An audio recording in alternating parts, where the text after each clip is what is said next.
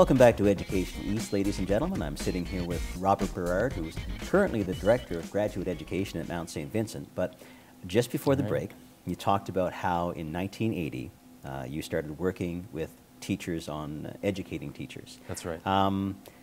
You had done that, you mentioned up until about 3 years ago. So 2015, is my math right? Pretty much, 2014, yeah. 2015. So 25 years, right, essentially, of teaching teachers. Talk about some of the changes that you've seen in that little sphere, because certainly, you know, I'm assuming that 1980, the way that you approached teacher education was quite different than it is today. I mean, it was, in the sense that teaching as a profession, probably when I began working with teacher educators, we dealt mostly with pedagogy.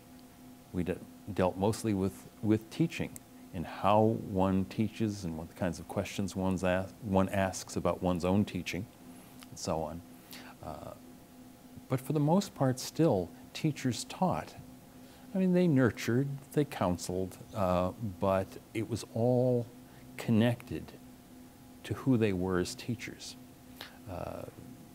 Some of the things that have been added to the teacher's work since, you know, I started doing this in 1980, there have been some dramatic changes that I think people have missed because they've been gradual. They've been one thing at a time. Right. Teachers' administrative work in 1980 was to keep the register. You filled out the register sometime in the morning, handed it in the afternoon, turned in your report card grades.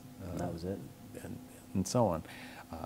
The massive amount of data collection that teachers have to do now is different. Essentially the social services that are provided, they're not just provided at the school by professionals, but teachers have to become intimately involved with the provision of those social services. And I mean, teacher education programs have been catching up, but they've been slow in catching up.